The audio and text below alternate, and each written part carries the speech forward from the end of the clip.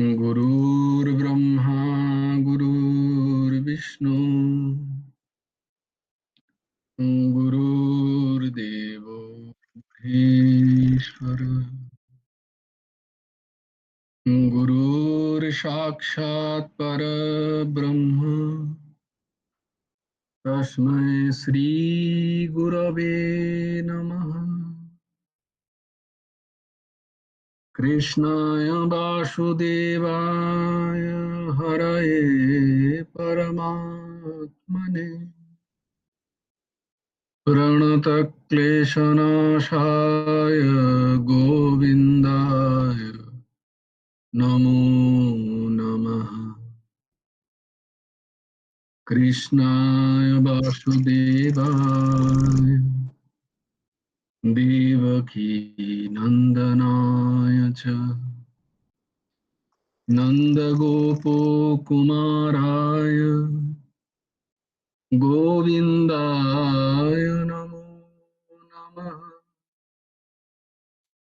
वसुदेवं सुतं देवं कंसचाणूरमर्दनं देवकी परमानन्दं कृष्णं वन्दे জগদ্গুরু। নবকুমার চতুষ্পাঠীর আরেকটা অধ্যায়ে তোমাদেরকে স্বাগত। আজ আমাদের ভাগবত। বেশ বললেই ভাল লাগে। ओम सच्चिदानंद रूपाय गुरवे बुद्धिसाक्षिणे हेमंताय वरिष्ठाय नमो अक्लिष्टकर्मणे। ओम सच्चिदानंद रूपाय कृष्णाय क्लिष्टकर्मणे नमो वेदांत विद्याय गुरवे बुद्धिसाक्षिणे। श्रीकृष्ण चैतन्यं भगवन्तं कृपार्णवं प्रेम भक्ति वितारणाथं गौरीशावतारम्। मूकं करोति वाचालं पङ्गुं लङ्घयति गिरिं यत्कृपातमहं वन्दे परमानन्दमाधवम्। नमो नलिननेत्राय वेणुवाद्यो विनोदिने राधाधर सुधापान शालिने वनमालिने। बर्हापीडं नटवरवपुः कर्णयो कर्णिकारं बिभ्रद्वासो कनककपिशं वैजयन्तीं च मालाम्।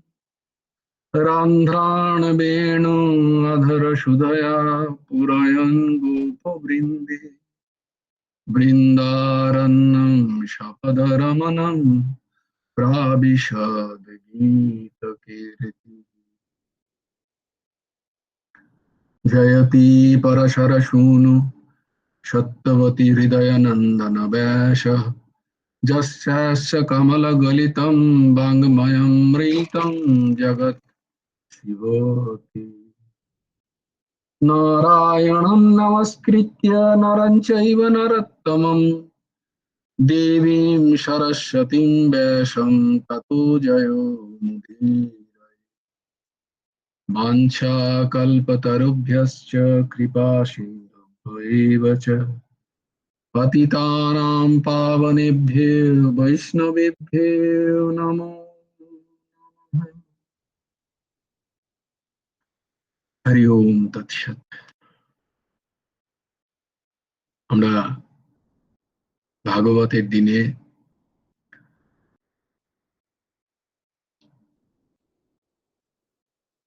পরমারাধ্য সচ্চিদানন্দ সদ্গুরু পরমহংস ঠাকুর শ্রী শ্রী হেমন্ত দেবজিওর রচিত গ্রন্থ বিবেকী মনের খোরাক, এই গ্রন্থ থেকে আমরা আমাদের ভাগবতী সৎসঙ্গ করছি। তো তোমরা যাদের যাদের কাছে আছে তারা নিশ্চয়ই ওই বইটি নিয়ে বসবে, ভাগবতী বিবেকী মনের খোরাক বইটা যাদের যাদের কাছে আছে তারা নিয়ে বসো বইটা।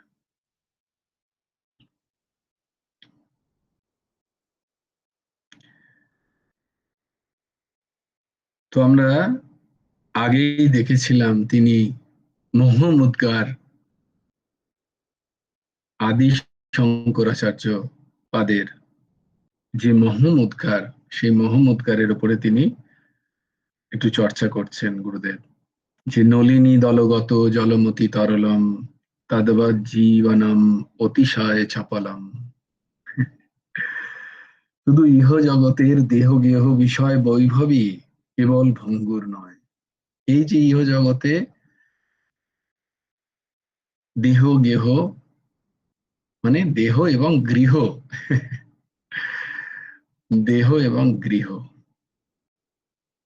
এক তো দেহ যার মধ্যে আছে সেটা গৃহ, আর আমার স্বস্বরূপ যার মধ্যে আছে সেটা দেহ, এই দুটোই ক্ষণভঙ্গুর, এই দুটোই থাকবে না। তাই এই দুটোকে মেনটেন করতে গিয়ে যদি আমার সেই পরলৌকিক পারলৌকিক দেশের কড়ি যদি আমি জোগাড় না করতে পারি, তাহলে বড় লোকসান হয়ে যাবে, আবার দেহ নিতে হবে। আর দেহ পাবো কি পাবো না তার কোনো কিন্তু গ্যারান্টি নেই, কারণ সঞ্চিত কর্মে কি কি যে কর্ম আছে আমি তো জানি না। এইবারে আমি গুরুদেবের কৃপায়, ভগবানের কৃপায় মনুষ্য শরীর পেয়েছি, আবার মনুষ্য শরীর পাবো কি পাবো না তার কোনো গ্যারান্টি আছে? নির্দেহ মাধ্যম সুলভম সুদুর্লভম। তো আমি তো জানি না, কিন্তু আমরা যদি এই সুন্দর এই সুন্দর অবসর পেয়েও যদি আমরা হারিয়ে দিই, তাহলে আমাদের মতো, আমাদের থেকে মূর্খ আর কেউ নয়। সেই বিবেকই জাগৃত করার জন্য মোহ মুদ্গার যত মোহ আছে সে তার উপরে হাতুড়ি পেটার করাচ্ছে। পারলৌকিক স্বর্গাদিও নশ্বর এবং ভঙ্গুর, আমি পুণ্য কাজ করছি, তার থেকে আমি কি পাবো? স্বর্গ পাবো। আমি তো এই কাজগুলো করি, তাহলে কি হবে না? বলে হবে না।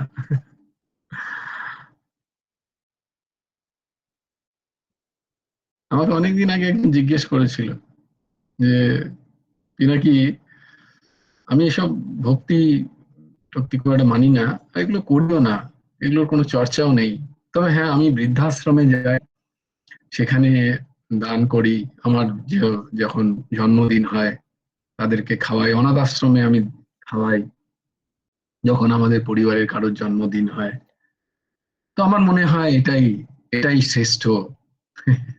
তো তখন আমি জানতাম না এগুলোর কি কি পার্থক্য, আমি বললাম তাই তো বটে বাবু, আহ, আমি তো এসবও করি না। ঠিকই বলেছো তুমি, নিশ্চয়ই এগুলো খুব শ্রেষ্ঠ জিনিস। তো মনে হওয়া নয়, কোনটা ঠিক কোনটা ভুল কে বলবে? না শাস্ত্র বলবে। আর শাস্ত্রকার যারা, শাস্ত্রতে যাদের গতি আছে, গুরুদেব কোটির যারা মহাপুরুষ, যারা শাস্ত্রের গভীর সমুদ্রে ডুবকি লাগিয়েছেন, তারা বলবেন কোনটা ঠিক কোনটা ভুল। কারণ শ্রুতি বলিলেন তদ্যথেয়া কর্ময়িতো লোকঃ ক্ষীয়তে এব মেবামুত পুণ্যায়িত লোকঃ ক্ষীয়ত। অর্থাৎ এই সংসারে কর্মোৎপাদ্য কৃষ্যাদি বিষয় যেমন ক্ষয়শীল, তিনি উদাহরণ দিচ্ছেন যে কর্ম দ্বারা যে কৃষি হয়, যে শস্য জন্মায়, সেগুলো যেমন ক্ষয়শীল, তদ্রূপ পুণ্যোৎপাদ্য স্বর্গাদিলোকও ক্ষয়শীল। তাই পুণ্য অর্জন করে আমি যা প্রাপ্ত হব, আমার পুণ্য দ্বারা ভগবত প্রাপ্তি হয় না। এই ধারণা প্রথমে জানা উচিত। না পুণ্য দ্বারা ভগবত প্রাপ্তি হয়, আর নাই পাপ দ্বারা।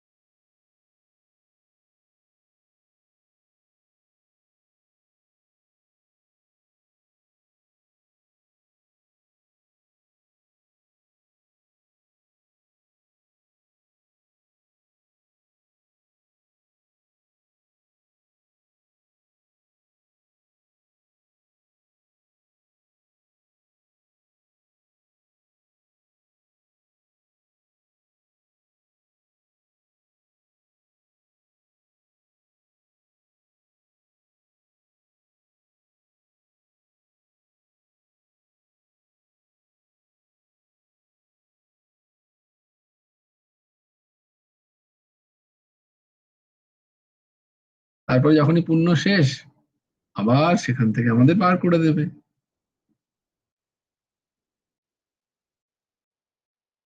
তাই বলা হয় কায়ঃ সন্নিহিতা পায়ঃ, দেহ থাকিলেই তার বিনাশ আছে। এই দেহের উপর খুব বেশি অহংকার করো না। নাই ভাবো। আচ্ছা, সেদিন কি যেন একটা প্রশ্ন হলো, কি একটা প্রশ্ন করলো।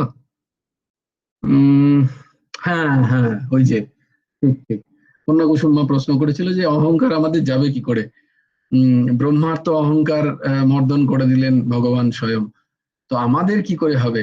তো তখন এই দাসের চিন্তনের তিনটে জিনিস এসেছিল, তোমাদের সেদিন বলতে ভুলে গেছি, পরে বলার পরে আমরা এই রে, আমি তো ভাবলাম বলবো এই তিনটে জিনিসের খুব এই তিনটে জিনিসের যাজন করো। উম এই তিনটে জিনিসের যাজন করো, কি কি জিনিস আবার ভুলে গেলাম না। একটা তো আহ নাম, নামকে সঙ্গে নাও, নামকে নাম আধারা, কলিযুগ নাম আধারা। এটা তো আমি বলে বোধহয় বলেছিলাম তোমাদের সেদিন, যে অহংকার মিটবে কিসে, নাম, নাম আধারা। আচ্ছা, অহংকার আরেক জায়গা থেকে মিটবে, সেটা হচ্ছে সেবা, নিঃস্বার্থ সেবা। হ্যাঁ, নিঃস্বার্থ সেবা, সেবার ভাব, সেবা নেওয়ার ভাব নয়, সেবা করার ভাব, নিরন্তর। তো যেই হোক না কেন, কারোর কাছ থেকে সেবা নেওয়ার ভাব নয়, সেবা করার ভাব। হুম, এর দ্বারা অহংকার খুব কমে আমাদের। হুম, আর দীনতা, দীনতা আনতে হবে নিজের মধ্যে, যত পারা যায় দীনতা। কারণ সেই দীন ব্যক্তির প্রতি ভগবানের কৃপা হয়। ভগবানের যে কৃপা বাড়ি, তা তো নিরন্তর বর্ষিত হচ্ছে। আমাদের দীনতারূপী আধার নেই বলে সেই কৃপা বাড়ি এসে টিকছে না।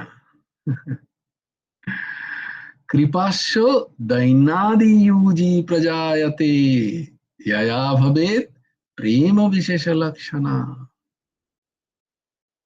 দশ শ্লোকী পড়া হয় না।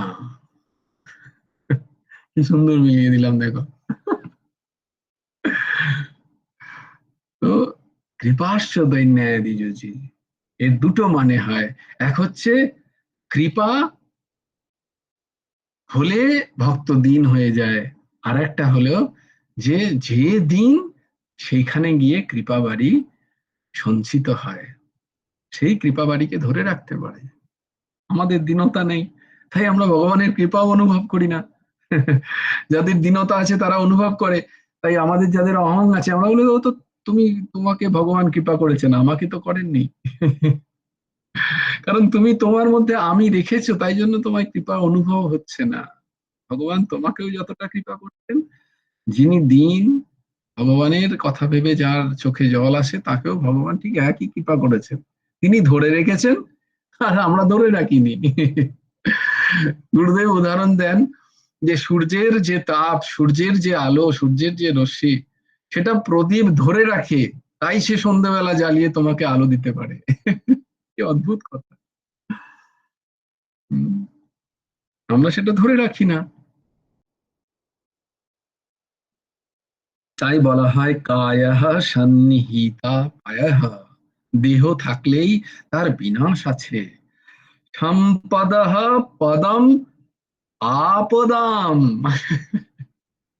কে কে শুনছো খুব ভালো করে শোনো, গুরুদেব লিখছেন, সম্পদঃ পদম আপদম। সম্পদ, পদ বলে যেটাকে আমি মনে করি, যা আমি ভাবি যে আমি জোগাড় করলাম, আমার খুব সম্পদ চাই, আমার খুব বৈভব চাই, জানবে এই সম্পদকে শাস্ত্র বলছে এগুলো আপদ। তোমার জীবনে যত দুঃখ কষ্টের কারণ হচ্ছে সম্পদ।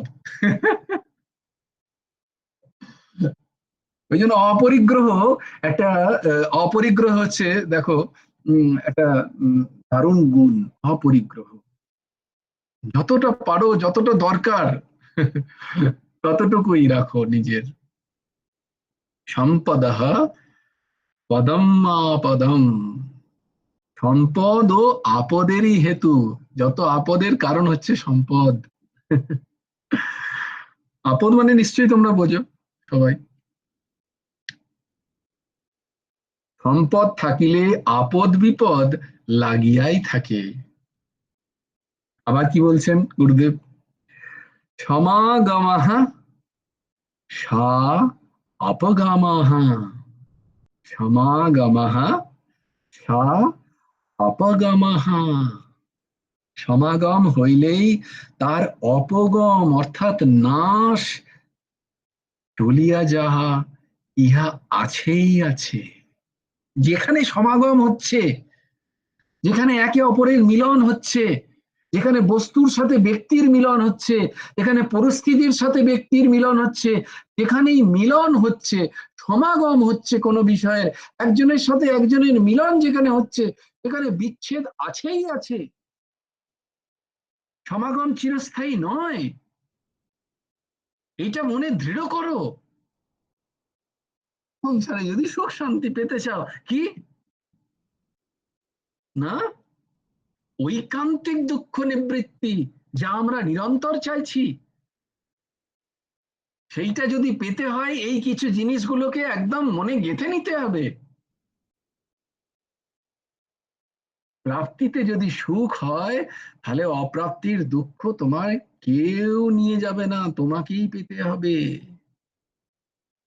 কারণ প্রাপ্তি বলে যা ভাবছো তা একদিন অপ্রাপ্তি হবেই হবে। কারণ সমাগম আছে মানে অপগমও আছে, মানে নাশ আছে তার। মিলন আছে মানে বিচ্ছেদ আছেই আছে। যেখানেই মিলন হোক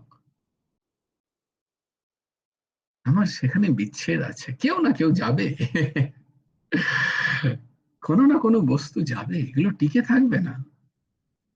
কাজেই বলিতে হয়, সব উৎপন্নশীল বস্তু মাত্রেই ভঙ্গুর, অর্থাৎ বিনাশী। যা উৎপন্ন দেখছো, এই শরীর, এই যে মনুষ্য শরীর, এও উৎপন্ন হচ্ছে, তাই না? আমরা কিন্তু ভেবে নিই যে মনুষ্য শরীর একদম থাকবে বহুকাল। দেখো ভেবে নি, আমরা নিজেদেরই নিজেদের বোকা বানাচ্ছি। কি নিরন্তর দেখছি আমরা চারপাশে যে শরীর থাকছে না, 5, 10, 15, 20, 50, 60, 80, 100-তে যাচ্ছে সবাই। কিন্তু আমি ভাবছি আমার আর এই শরীরের সাথে সম্পর্কযুক্ত যতগুলো শরীর আছে তারা টিকে থাকবে। কত ভ্রান্তি, কত মূর্খামি। আর বলো, তোমার আমার কষ্টের জন্য অপরে দায়ী, তোমার ভ্রান্ত মান্যতা দায়ী।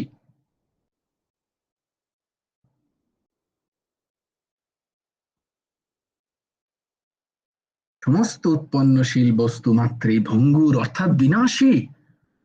ভঙ্গুর নহেন কেবল, সেইটা আমার জানাই হয়নি তো, তার চর্চা হয়নি, তাকে দেখার, তাকে পাওয়ার, তার সাথে একদিন এক ফোঁটা সময় কাটানোর আমার অবসর হয়নি, আমি তো জানি না যে এমন কি বস্তু। তাহলে একদিন কখনো জিজ্ঞেস করেছি কি, এই যে তুমি বলছো সব ভঙ্গুর ভঙ্গুর ভঙ্গুর, আমিও চলে যাব, আমারও, আমি মানে যাকে আমি আমি ভেবেছি এই শরীরটাকে, সেও তো থাকছে না, থাকবে না।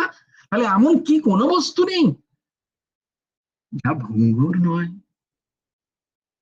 যাকে পেলে আর আমাকে হারাতে হবে না। তখন গুরুদেব বলবেন, বাহ, অদ্ভুত প্রশ্ন। হ্যাঁ, আছে বই কি। একমাত্র শ্রী ভগবান, একমাত্র শ্রী ভগবান। তিনি একমাত্র ভঙ্গুর নন, তিনি নাশবান নন, তিনি অক্ষয়, তিনি ক্ষয়বান নন। তার ক্ষয় নেই, তার নাশ নেই, তিনি ভঙ্গুর নন। কারণ ভগবানের বিনাশ নাই, তিনি অজ, নিত্য, শাশ্বত ও পুরাণ পুরুষ। গীতায় 2 নম্বর অধ্যায় 20 নম্বর শ্লোক। এবারে আসবো আমি প্রশ্নে। কালকের প্রশ্ন ছিল মৌমিতা মায়ের প্রথম প্রশ্ন। মৌমিতা, আরেকবার বল লাইনটা। সরি, আমি তোকে হঠাৎ করে মনে হলো, তোকে বলেছিলাম যে তাড়াতাড়ি তোকে ছেড়ে দেবো। ঠিক আছে। I really sorry. বলো বলো, তোমার প্রশ্নটা কি ছিল আমার বলো। প্রশ্নটা ছিল, মানে আমি বলছি যে প্রাকৃত আর অপ্রাকৃত বলতে কি হ্যাঁ বোঝাচ্ছে? হ্যাঁ হ্যাঁ, বাহ, খুব সুন্দর প্রশ্ন। প্রাকৃত এবং অপ্রাকৃত পড়তে পড়তেও কোথায় একটা জায়গায় গুরুদেবের লাইনে এখানে পেয়েছি যে এই যে যে জিনিসগুলো আমরা বলছি সেগুলো প্রাকৃত আর অপ্রাকৃত। প্রাকৃত আর অপ্রাকৃতের আমি তো সংজ্ঞা আগেও বলেছি অনেকবার। প্রাকৃত মানে প্রকৃতিজাত, প্রাকৃতি মানে প্রাকৃত মানে প্রকৃতিজাত। ওটা হচ্ছে, একটা হচ্ছে তুই যেটা বলছিলি যে যেটা ঠিক আমরা বলি সেটাকে অনেক সময় ওর ওর ধারণাটা এখানে নয়। এখানে প্রাকৃত মানে যা কিছু প্রকৃতিজাত। এবার প্রকৃতিজাত কোন জিনিসটা দেখে নাও। এমন কোন বস্তু আছে যা প্রকৃতিজাত নয়? এবার প্রকৃতি কি? প্রকৃতি হচ্ছে ত্রিগুণাত্মিক। প্রথমেই জেনে নাও যে প্রকৃতি ত্রিগুণাত্মিক, বা প্রকৃতি হচ্ছে পঞ্চভূত দ্বারা গঠিত। হ্যাঁ, ভূত দ্বারা গঠিত যা, তা সবকিছু কিন্তু প্রাকৃত। পঞ্চভূত হচ্ছে কি কি আমাদের পঞ্চভূত? ক্ষিতি, ক্ষিতি, অনক, মেরু, তেজ। হ্যাঁ, বলো বলো। ক্ষিতি, ক্ষিতি, অপ, তেজ, অপ, মরুত আর ধূম। অপ, তেজ, মরু। মরু, তেজ। মৌমিতা মা, তুই জানিস? হ্যাঁ, ক্ষিতি, অপ, তেজ, মরুত আর বোম। বোম, বাহ, খুব বম্ব। সুন্দর। এই তো, সবাই তৈরি হয়ে যাচ্ছে আমার আস্তে আস্তে। তো এই পঞ্চভূত দ্বারা তৈরি। আর এই পঞ্চভূত কিন্তু ওই ত্রিগুণাত্মিক। তাদের মূল যে তারা 3 গুণ আছে তাদের মধ্যে, সত্য রজ তম গুণ দ্বারাই প্রকৃতি তৈরি হয়। সেখান থেকে পঞ্চভূত, পঞ্চভূত থেকে বাকি বাকি দ্রষ্টব্য, যেগুলো আমরা যে যা দ্রষ্টব্য মানে যা আমার দেখতে পাই, আমি আমি যেগুলোকে অনুভব করি, সবকিছু, এই সবকিছু প্রাকৃত। প্রাকৃত মানে প্রকৃতিজাত। বোঝাতে পারছি? সেই প্রকৃতির মধ্যেও, সেই প্রকৃতির মধ্যে দুটো প্রকৃতি হয়। একটা হচ্ছে অপরা প্রকৃতি, একটা হচ্ছে পরা প্রকৃতি। বুঝতে পারছো? বোঝো, একটা প্রকৃতি 2 রকম, একটা পরা প্রকৃতি, একটা অপরা প্রকৃতি।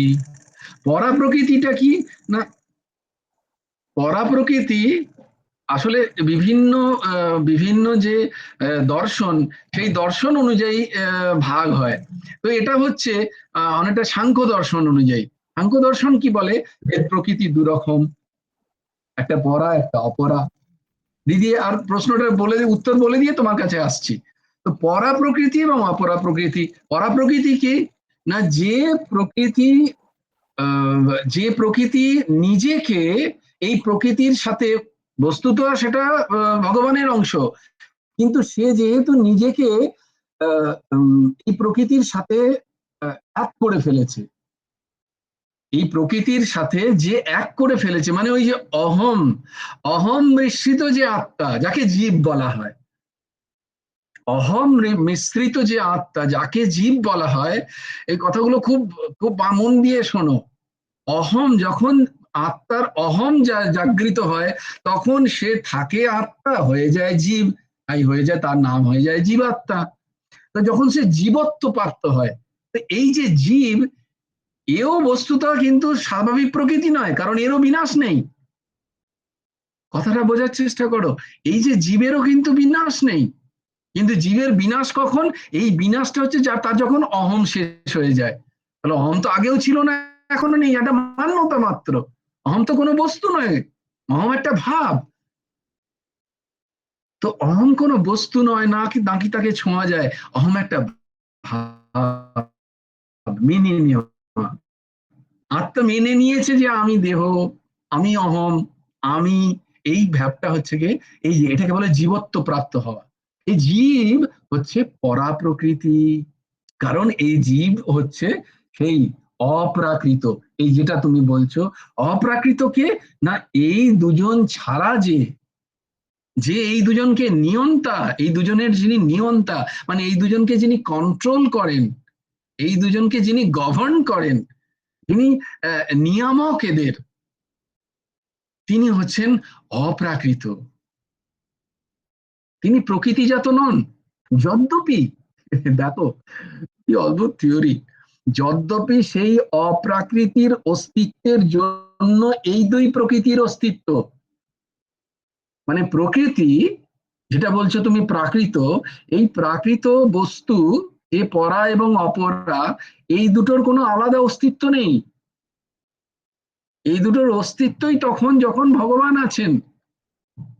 অপ্রাকৃত অলৌকিক যিনি আছেন, তিনি থাকার জন্যই এদের প্রকাশ।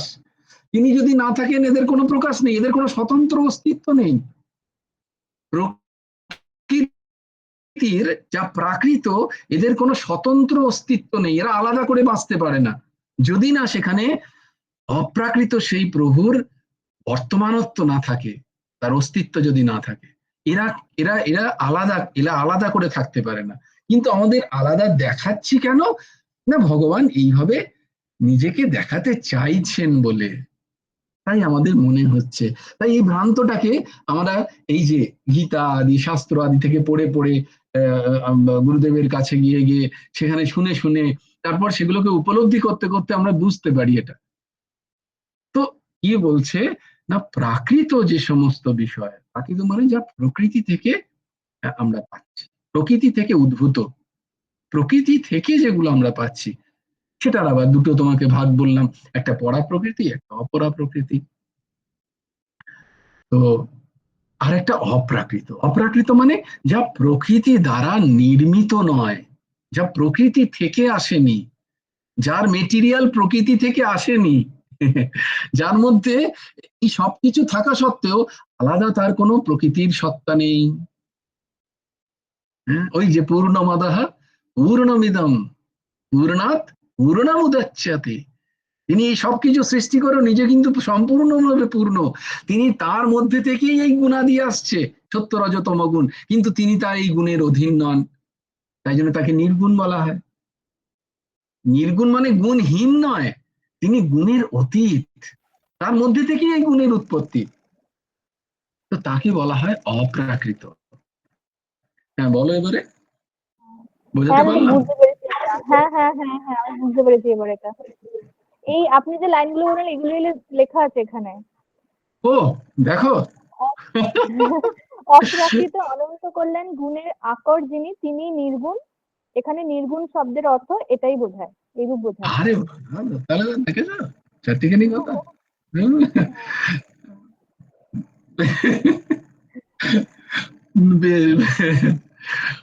ভালো।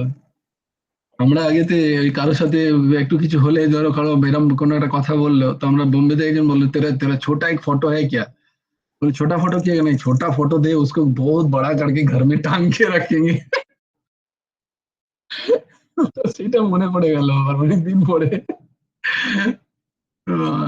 দেখো তাহলে গুরুদেব প্রকাশ করেন এইভাবে। আচ্ছা তারপরে রমাদি একটা হাত তুলেছে, তার আগে অর্ঘ্য আবার একটা প্রশ্ন ছিল কালকে, সেটা প্রশ্নটা রিলেটেড ছিল রমাদের প্রশ্নের উত্তরের সাথে, আমরা তার সেখানে যাবো, তার আগে দিদি কি বলছে শুনে নি। হ্যাঁ হ্যাঁ বলছি যে জয়গুরু রাধেশ্যাম, হুম বলছি যে আমাদের যে অহং ভাবটা আসে এটা কেন, হুম কি করে আসে, কি করে কেন আসে?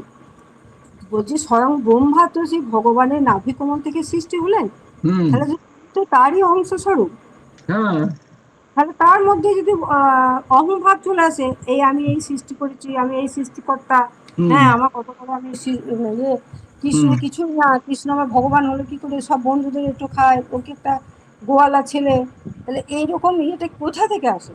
মায়া, এটা কি মিষ্টু মায়া বলে। মায়া থেকে। হুম। ম ইয়া, ম মানে না, আর ইয়া মানে যেটা নেই সেটাকে হ্যাঁ বলে ধরে নিয়েছি, এটা কি বলে মায়া। মা ইয়া। তাহলে তো এই মায়া তো আমরা যতদিন না পরপারে যাচ্ছি, মানে আমাদের হুম। কোন তন্মাত্রা পারে সব যাবে তুমি? ওই ভবপারে। বা, এটা ভালো বলেছো।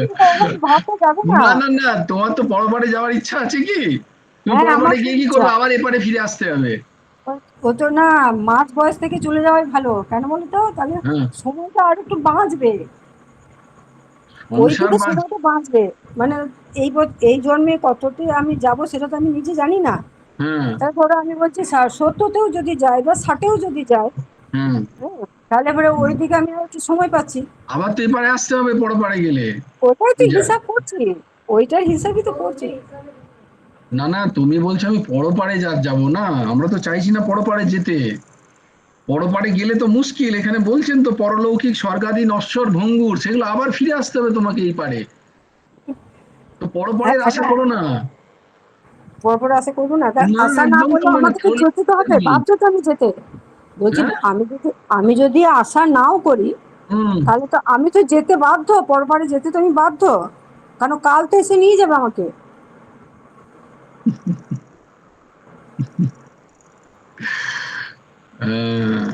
কাল তোমাকে নিয়ে যায়? কালের গর্ভে তো সবাই বিলীন হয়ে যায়। কালের গর্ভে কে বিলীন হয়? এই যে সৃষ্টিটা, কোন সৃষ্টি বিলীন হয়? আত্মা আত্মা যে ধরো ব্রহ্মা আত্মা যে কালের গর্ভে বিলীন হয়? আত্মাটা তো ভগবানের অংশের সাথে মিশে যায়। তাহলে মিশে কালের যায়, গর্ভে আত্মা নেই? কালের গর্ভে আত্মা নেই, তাহলে আমরা কি কালের গর্ভে নষ্ট হচ্ছি না? মানে ধর ত্রেতা কোথায়? যুগ এসেছে, নিজেই সত্য তো যুগ বললে এই এসেছে। মাত্র যে আত্মা ভগবানে মিশ্রিত হয়ে যায়। হ্যাঁ, ওইটা তো বলছি। এত গুলিয়ে যাচ্ছে আত্মাটা কেন তাহলে? যদি ভগবানে আত্মা মিলিয়ে যায় তাহলে ভগবানের সাথে কালের কোনো সম্পর্ক নেই, এই আত্মার সাথে। ভগবান তো আত্মা কালের কালের নিয়ন্তা।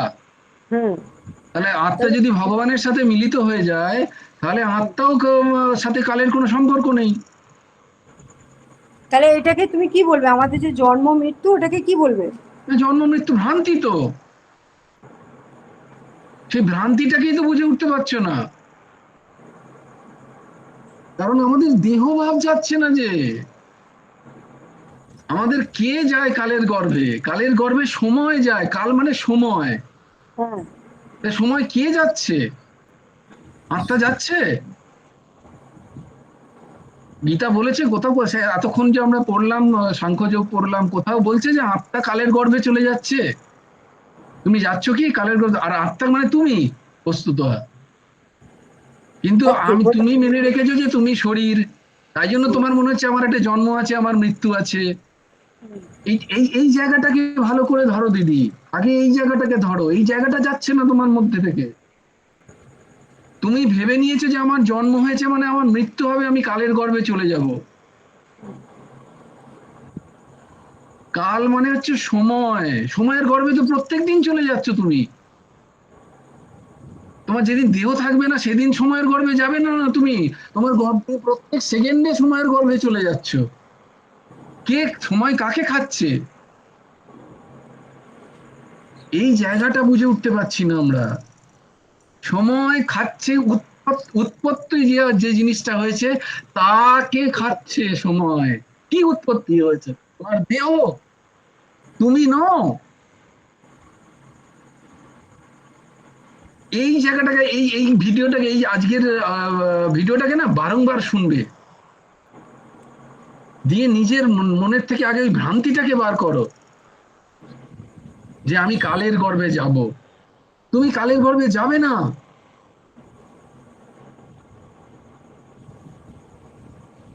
কাল মানে হচ্ছে সময়, সময়ের গর্ভে সেই যায় যার উৎপত্তি এবং বিনাশ আছে। উৎপত্তি কার হচ্ছে? শরীরের। তুমি শরীর নও, তুমি শরীরই, তুমি দ্রষ্টা স্বরূপ, তুমি ভগবানের অংশ, তুমি গুরুদেবের নিত্য সখী। কাল তোমার কি বিগড়াবে? আর যদি বলো কালের গর্ভেই যাচ্ছ, তো সেকেন্ডে যাচ্ছ আমরা কালের গর্ভে, তাহলে মৃত্যু পর্যন্ত অপেক্ষা কেন? মৃত্যু হয়নি তোমার? 15 বছরের রমাকে দেখাও তো দেখিনি এনে। আজকে যে রমাকে তুমি আয়নায় দেখছো, 15-20 বছরের রমাকে এনে দেখাও, সে কোথায় গেল? কিরম ভ্রান্তি দেখো আমাদের। এত উদাহরণ দিয়ে বোঝানোর পরে এই বোধটা কেন হচ্ছে না যে আমার শরীর যাচ্ছে, আমি যেউকে তেউই হয়ে আছি, কারণ আমি তখনও ছিলাম, আমি এখনো আছি। এই যে কে কালের গর্ভে যাবে, এখনো তুমি সত্যি কথা বলছো যে আমি কালের গর্ভে যাব, মানে তখনও তুমি থাকবে। তুমি যদি না থাকে কালের গর্ভে যাবেটা কে? শরীর যদি না থাকে তাহলে কালের গর্ভে কে গেল? কার বোধ হলো?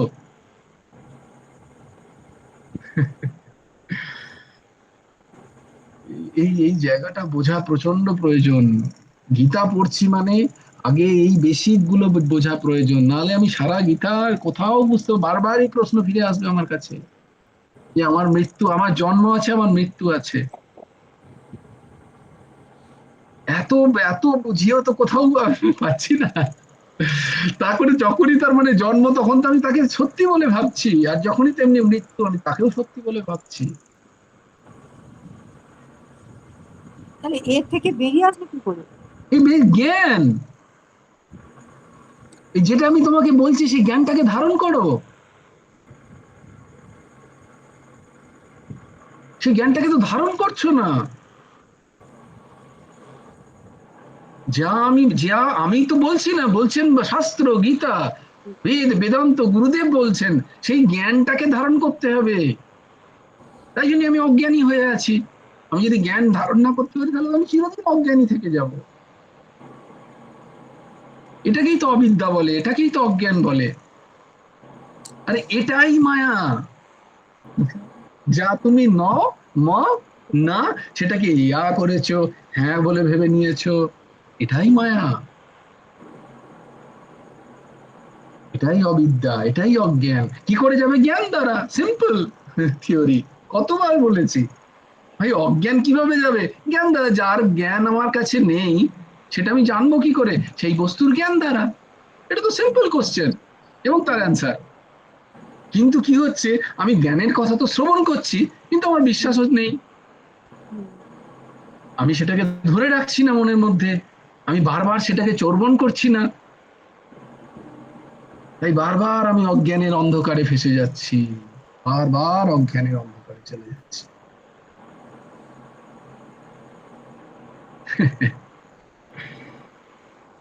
এই যে সৃষ্টি, এই যে ক্ষণভঙ্গুর, এইটা বোঝানোর জন্যই তো এতক্ষণ বললাম, এই গুরুদেবের এই কথাগুলো উনি বললেন। এই সৃষ্টিকে তুমি অনিত্য ভাবতেই পারছো না। এই সৃষ্টির মধ্যে যা নিত্য, সেইটার খোঁজ নেই। আর সেটা কেউ বলে দিলে আমার বিশ্বাস হচ্ছে না, কারণ আমার সেই দৃঢ়তা নেই। কারণ সেই জ্ঞান আমি বারংবার শ্রবণ করেও আমি ধরতে পারছি না, কারণ শাস্ত্র বলছে মনের মলিনতা। মনের মলিনতা মানে খারাপ খারাপ চিন্তা ভাবনাই নয়। মনের মলিনতা আরো গভীর। মলিন মন মানে কাম, ক্রোধ, লোভ, মোহ, মদ, মাৎসর্য, আসক্তি, এই সব কিছু মনের মলিনতা। ভয়, শোক, এই সব মনের মলিনতা। এই মলিনতা দূর হচ্ছে না আমার, কারণ আমার সৎসঙ্গ ঠিক ঠিক হচ্ছে না, শ্রবণ করে ধারণ হচ্ছে না। তাই জন্যই বারবার বলা হয় শ্রবণ, তারপরে মনন।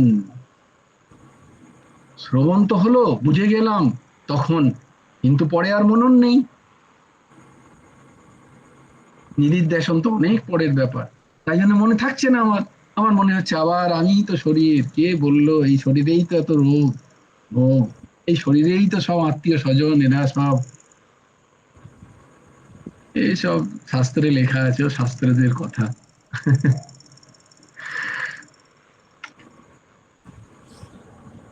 ব্যাস, আমার আচরণ নেই, নিদিধ্যাসন নেই। এর থেকে বেরিয়ে যাওয়ার একমাত্র উপায় জ্ঞানকে ধারণ করতে হবে। সেইটাই তো চর্চা, নিরন্তর সৎসঙ্গ। তাই সৎসঙ্গ এইটুকু নয়, এই খানিকক্ষণ যে শ্রবণ করছো, সৎসঙ্গ 24 ঘন্টা।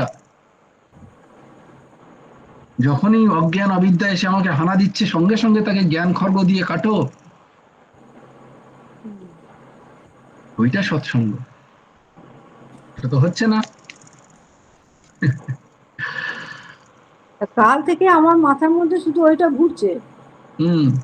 যে আমাদের তো অহংকার অভিমান এগুলো তো রয়েছে। তো এটা বলছি বোঝা গেল কি?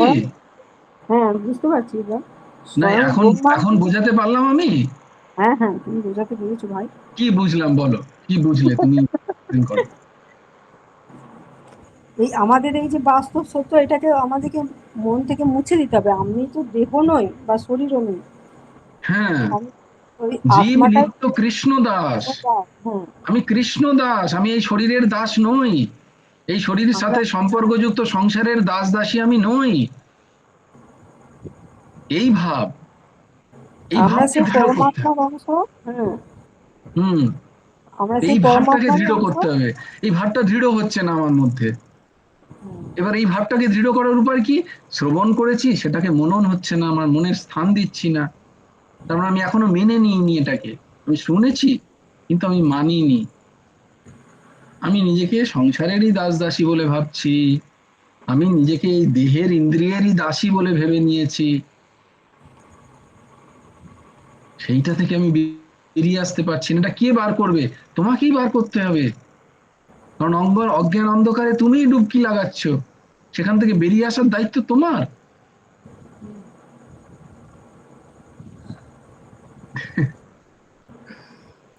তাই জন্যই তো আমরা সৎসঙ্গ করছি বারবার। এগুলো কেন শ্রবণ করছি বারংবার? বিভিন্ন কারণে, বিভিন্ন উপনিষদ দিয়ে বেদান্তের এই কথাকেই প্রতিপাদ্য করা হয়েছে, এইটাকেই বোঝানোর জন্য।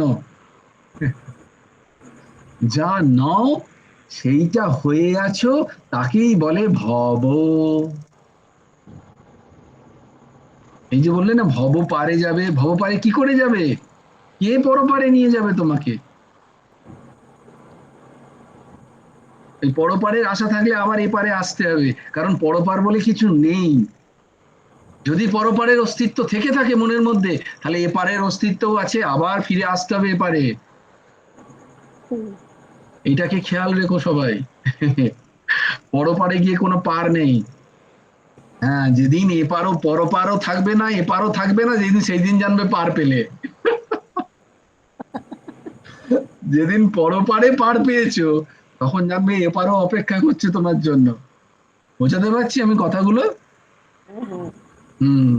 তাই কোনো পারাপার নেই তোমার, অপার সংসার, হ্যাঁ, নাহি পারাপার। ওই তো, ওই যে সাধক বামাখ্যাপার যে গানটা আছে না। তো অর্ঘ্য বাবা কালকে একটা প্রশ্ন করেছিল, তার খানিকটা উত্তর দিয়ে আমি হ্যাঁ, দাও আজকে দাও। সৎসঙ্গ সেবন করবো।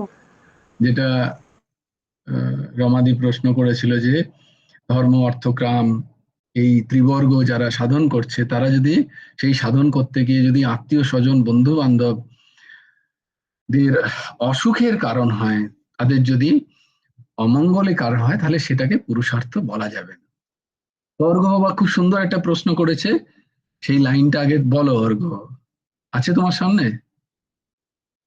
হ্যাঁ, মানে মেন ইয়েটা আছে, বইটা থেকে দেখে বলবো না না, তুমি যদি বলতে পারো বলো। যে সেটা বল। বলি রাজা ওনার গুরুদেব শুক্রাচার্যজিকে উনি ইয়ে করেছিলেন, ত্যাগ করেছিলেন। ভরত রাজা ওনার মাতা কৈকেয়ীকে ত্যাগ করেছিলেন, কারণ উনি রামজির ইয়ে করেছিলেন, মানে বিরুদ্ধে, মানে রামজির বনবাসের কারণ হয়েছিলেন বলে। না না, তুমি খালি শুধু টপিকটা বলো। হুম। মানে এনারাও তো ইয়ে করেছিলেন আর কি, হ্যাঁ, মানে তো ওখানে ভরত রাজা, বলি মহারাজ, বিভীষণ, প্রহ্লাদ আহ, মহারাজ আর ব্রজগোপী। প্রহ্লাদ মহারাজ পিতা, আর আর ব্রজগোপীরা তাদের স্বামীদের হুম, তো ত্যাগ করেছিলেন। হুম। তো কিন্তু তুমি তো কালকে বলছিলেন বা গুরুদেব বলেছেন ওখানে, এই দুটো তো গুলিয়ে গেল। হ্যাঁ, বলো বলো। গুরুদেব বলেছেন তো এই ভক্তি কুসুমাঞ্জলি বইটাতে। হ্যাঁ, তো গুরুদেব আবার ওই জায়গাটাতেও বলেছেন যে এই আবার ত্রিবর্গ। আমাকে আজকে পম্পামায় আবার ফোন করেছিল, মানে একটা কোশ্চেন করেছিল, আবার গুরুদেব একটা জায়গায় লিখেছেন যে কোটিং ত্যাক্তা হরি ভজে। হুম। মানে সবগুলো কেমন একটা ইয়ে হয়ে যাচ্ছে মানে। সব গুলিয়ে যাচ্ছে আসলে। হ্যাঁ, তো তার কালকে আমি একটা উদাহরণ তোমাদের দিয়েছিলাম, সেটা এটা নিয়ে চর্চা হওয়ার দরকার। হেঁয়ালিতে বেরিয়ে গেল।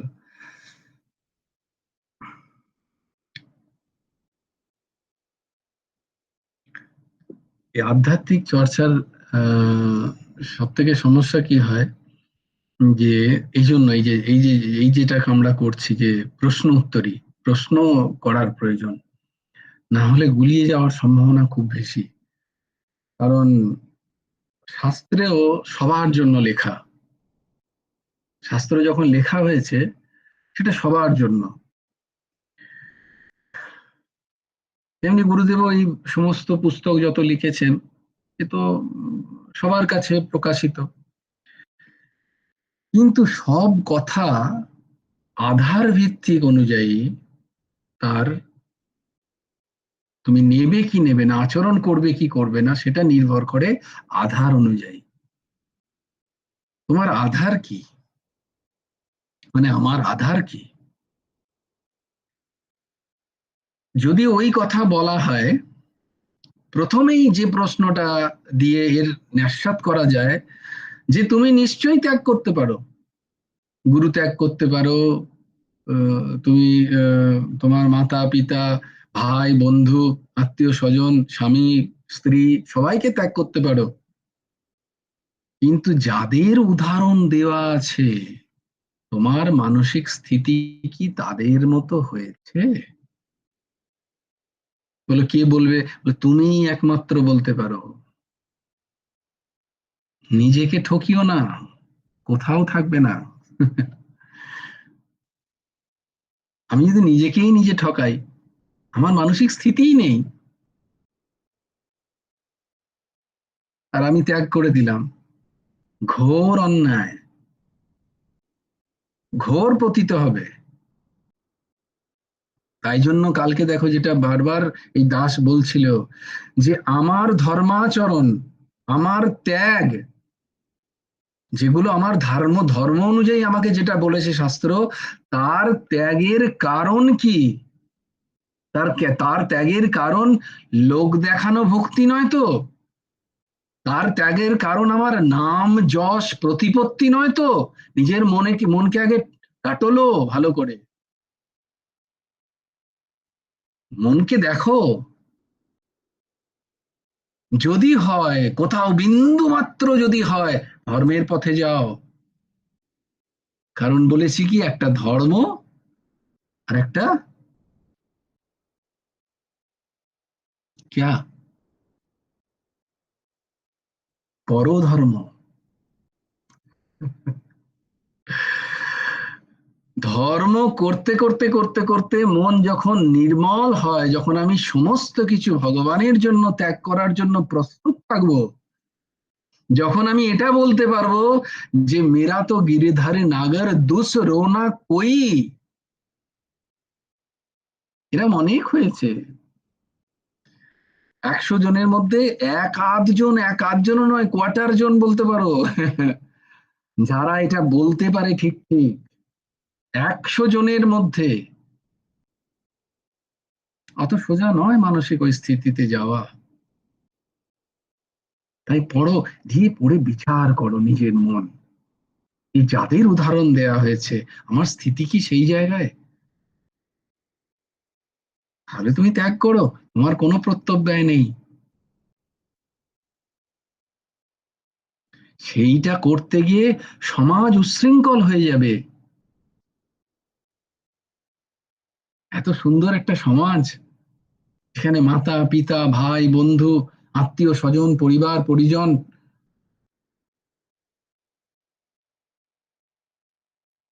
তাদের প্রতি আমার যে কর্তব্য, সেইটিকে ভয় খেয়ে গিয়ে সমাজে আমার প্রতিষ্ঠা হবে, নাম হবে, ভক্ত নামে আমার প্রচার হবে, এই করতে গিয়ে আমি এদের ত্যাগ করে দিলাম। আমি নিজের মা বাবার না সেবা করে অন্য জায়গায় গিয়ে সমাজ সেবা করছি, ঘোর অপরাধ।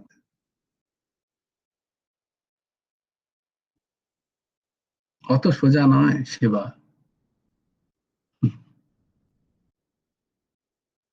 তোমাদের এই জন্য বারবার উদাহরণ দিই না, গুরুদেবকে আমি একবার জিজ্ঞেস করেছিলাম, গুরুদেব তার কি উত্তর দিয়েছিলেন?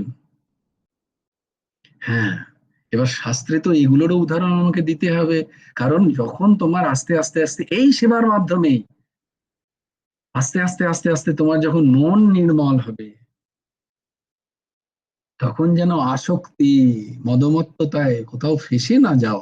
তাই জন্য এসবের পরাকাষ্ঠায় এরা, বলি মহারাজ, গোপীদের মতো, গোপীদের মতো আমার সেই স্থিতি আছে। তাহলে সেই স্থিতি হলে এইটা হয়, এটা খুব ভালো করে শুনে রাখো বা লিখে রাখতে পারো। সেই স্থিতি হলে ছাড়তে হয় না, আমি ত্যাগ করেছি এই ভাব থাকে না, তখন ত্যাগ হয়ে যায়। তোমাদের আমি দেখো গায়ে কাঁটা দিচ্ছে এসব বলতে গেলে।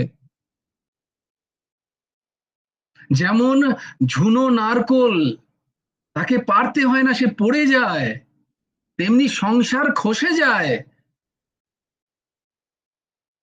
সংসারকে ত্যাগ করেছি ভাবই আসে না, তখন সংসার অটোমেটিক্যালি সরে যায়। অনেক ক্ষেত্রে আবার সংসার জোর করে পাঠিয়ে দেয়, ধাক্কা মেরে বার করে দেয়। এই স্থিতি যতক্ষণ না হচ্ছে ততক্ষণ ধর্মের পথে চলো। ধর্ম বলছে এই সমস্ত পুরুষার্থ, এই তোমার ব্যষ্টিগুলোকে, আগে ব্যষ্টিকেই আমি সন্তুষ্ট করতে পারলাম না, আমি সমষ্টিকে সন্তুষ্ট করতে যাচ্ছি, হবে কোনোদিন? কোনোদিন হবে না। এর ভুরি ভুরি উদাহরণ আছে। সাধক এসছেন তার মাকে ছেড়ে বৃন্দাবনে, তীব্র সাধন করছেন, অত্যন্ত উচ্চ স্থিতি হয়ে গেল। হঠাৎ একদিন তার মা এসছে গ্রাম থেকে, ছেলে ছেলে বলে, কোথায় না ওই গুহার ভেতরে সাধন করেন গিরিরাজের কন্দরে। একজন গিয়ে বলছেন, প্রভু আপনার মা বাইরে আছেন। না, আমার কোনো মাতা নেই, আমার কোনো পিতা নেই, জ্ঞান বলে দাও আমার কেউ নেই এই শরীরে। খুব উচ্চ স্থিতি হয়েছে তার সাধনে। মা কাঁদতে কাঁদতে বাড়ি ফিরে চলে গেলেন। ছেলে আমার সাথে একবার এসে দেখা করলাম, তো দেখা করতে চেয়েছিলাম, আমি তো ওকে ঘরে নিয়ে যেতে চাইনি। খুব মন খারাপ করছিল ছেলের জন্য আমার, আমি একবার দেখা করতে গেছিলাম, মা কাঁদতে কাঁদতে চলে গেল। সত্যি ঘটনা বলছি, এক সাধকের। পরের দিন থেকে তার সমস্ত ভাব বিতাড়িত। ধ্যানে বসলে না যুগল কিশোর আসে, না রাধারানীর কৃপা হয়, না দু চোখ দিয়ে জল বেরোয়, শুষ্কতা, অদ্ভুত একটা শুষ্কতা, কোনো ভাব নেই, কোনো প্রেম নেই শরীরে, হৃদয়ে।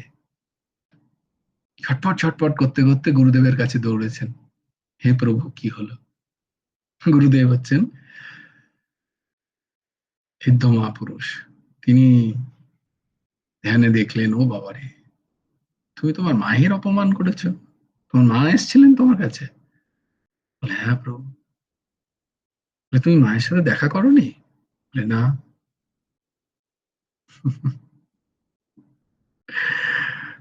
বলে, ওইটাই হচ্ছে কারণ তোমার।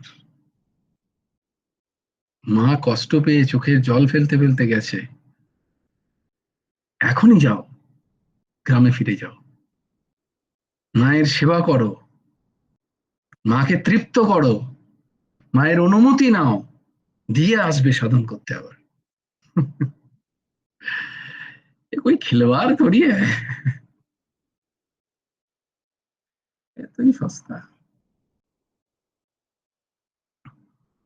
পেলে কোত্থেকে এই দেহ, যে দেহ দিয়ে সাধন করবে?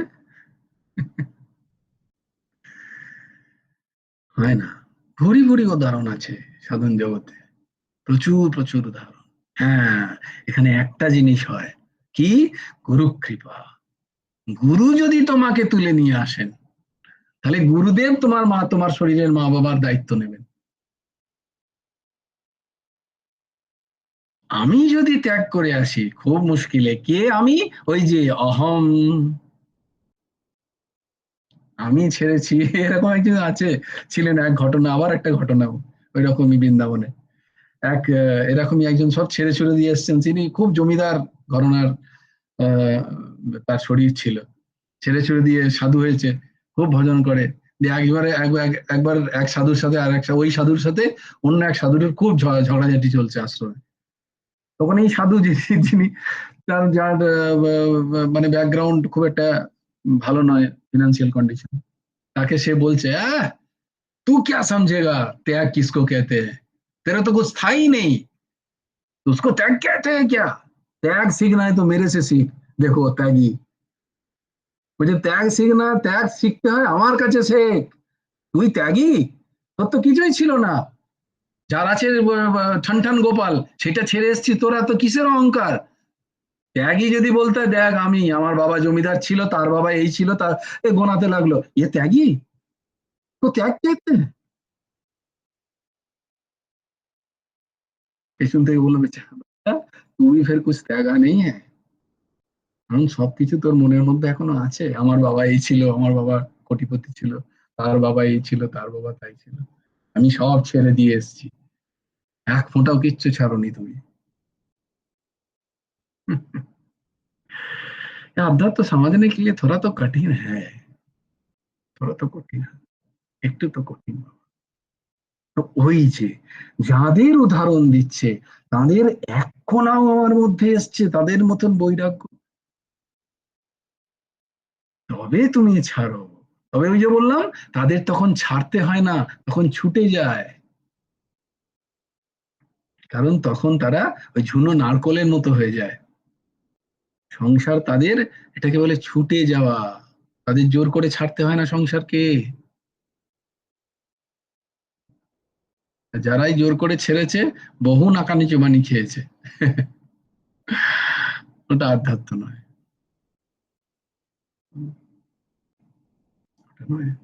গুরুদেবের ভোর বিরোধী। এবার পম্পামা কোথায়? তার কোটিং একটা হরিণ ভজতের অ্যান্সার দেওয়া যেত। তো তুমি কি বললে পম্পামাকে সেটা শুনি একবার, আজকেও 11টা বাজিয়ে দিলি তোরা। হ্যাঁ, বলছিল যে বললাম? ওইখানে গুরুদেবের একটা প্রবন্ধ আছে না, ওই হুম পরসত্যের তল্লাশে কোটিং ত্যাগটা হরিভজেত বলে, হুম হুম। ওই দুটোর সাথে ওইখানে একটু মিলছে না আর কি বলে তাহলে আমি কি করব? তো কই হ্যাঁ, পম্পমা সেদিন প্রশ্নটা করলো না তো? না ওইটা ভাবছিল দিয়ে মানে আর করতে ভয় ভয় পারে না তোকে আর কি। প্রশ্ন করেছে যে তুই কর, তুই কর, এই কর, কর না, কর না, যদি আমাকে করে না, না মানে কালকে করতে যাচ্ছিল তো অন্য দুজনের কোশ্চেনের অ্যান্সার হচ্ছিল বলে আর মানে হয় না আর কি, মানে আচ্ছা। খেইটা নষ্ট হয়ে যাবে। কোটিং তো একটা হরিণ ভজেতের আগে 3-4টে লাইন আছে, পম্পমাকে বলবে ওই 3টে লাইন আগে পড়ে শোনাতে কালকে, দিয়ে তারপরে উত্তর দেবো কোটিং তো একটা হরিণ ভজেত। কারণ বলেছি না, যেখান থেকে উঠাবে শুধু ওইটুকু তুলে এলো না, মানে সেই কি বলে, যেটুকু ক্যামেরায় দেখলো সেইটুকুই, আর কিছু নয়, দিয়ে হয় না। তার আগে পিছে অনেক কিছু থাকে, সন্দর্ভ থাকে, প্রকরণ থাকে, সেই প্রকরণ অনুযায়ী বাক্যের ব্যাখ্যা হয়। বুঝতে পারছি?